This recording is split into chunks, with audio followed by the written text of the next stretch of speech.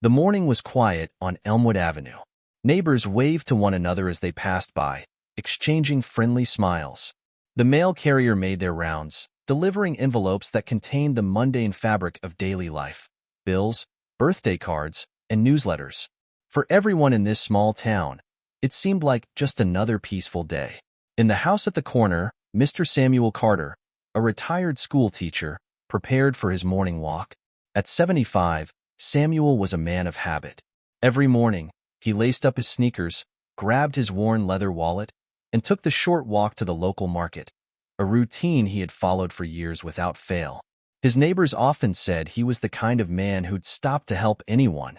He was quiet, gentle, and well-respected, a figure who had shaped the minds of countless students in his decades of teaching.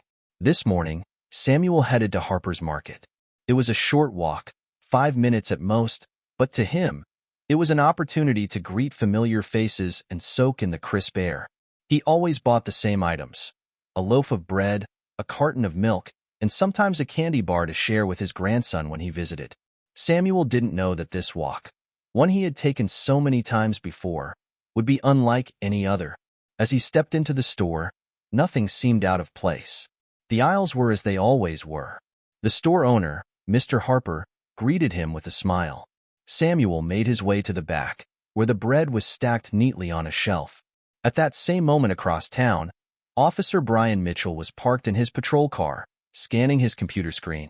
It was his 6th year on the force.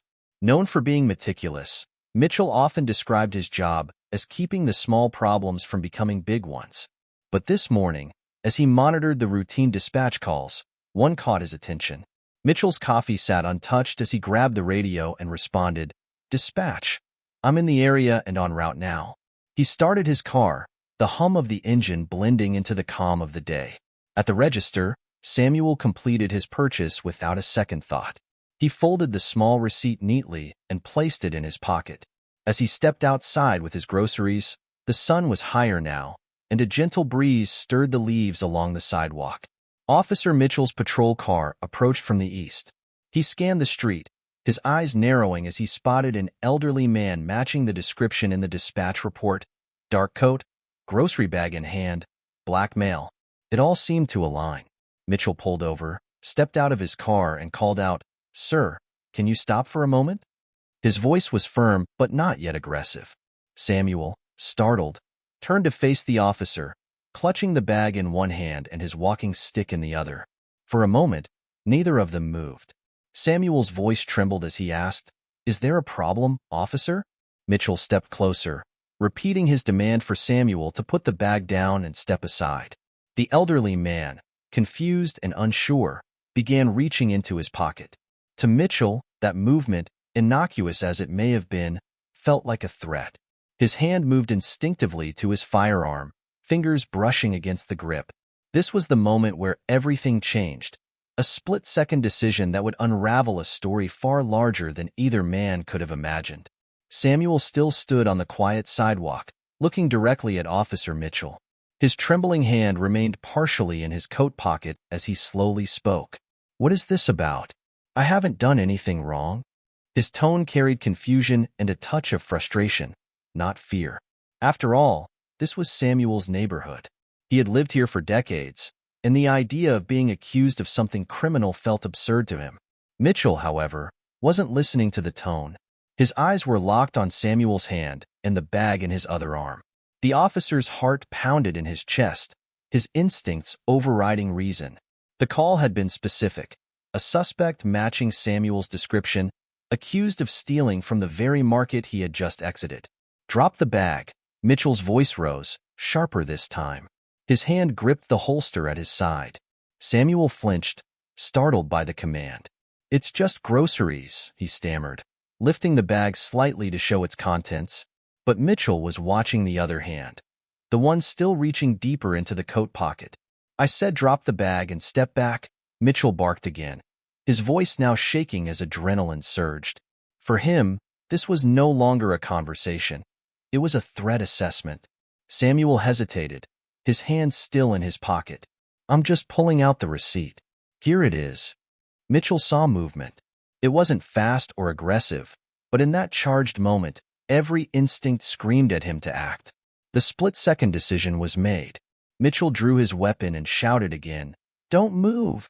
Hands up now!"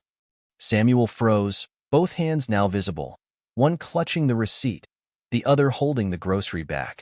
The elderly man's face was a mixture of disbelief and fear as he realized the gravity of the situation. A bystander's voice rang out from across the street. "Hey, what are you doing?" "He didn't do anything." Mitchell's head snapped toward the voice. A man in his 30s was recording the scene on his phone, his tone filled with urgency and anger. "That's Mr. Carter. He didn't steal anything." The officer's grip on his firearm tightened as his eyes darted between Samuel and the growing crowd. Several neighbors had emerged from their homes, drawn by the commotion. Some stood frozen in shock, while others began murmuring among themselves, their voices growing louder with each passing second. The tension on the street escalated rapidly. Mitchell's commands grew more frantic. "Back away. Everyone, back away now," he shouted, trying to control the situation. But the crowd wasn't backing down. Samuel, sensing the danger, slowly raised his hands, the crumpled receipt still visible. His voice trembled as he said, "Please, officer, look at this. It's the receipt." But the officer didn't lower his weapon. His pulse thundered in his ears, drowning out reason.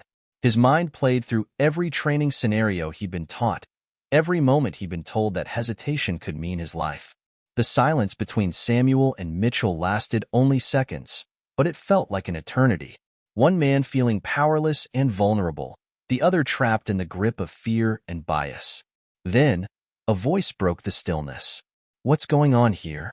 It was the store owner, Mr. Harper, emerging from the market with an apron still tied around his waist. He hurried over, his face a mixture of confusion and concern.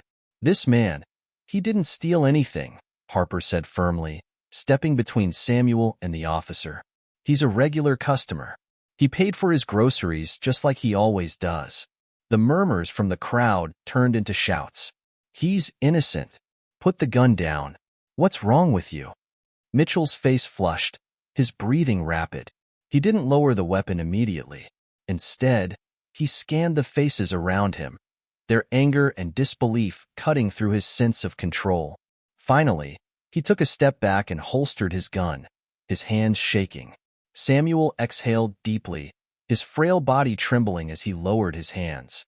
The receipt fell from his fingers to the ground, fluttering to a stop near Mitchell's boots.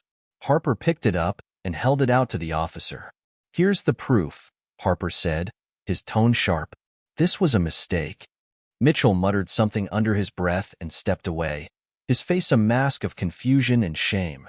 But the incident was far from over.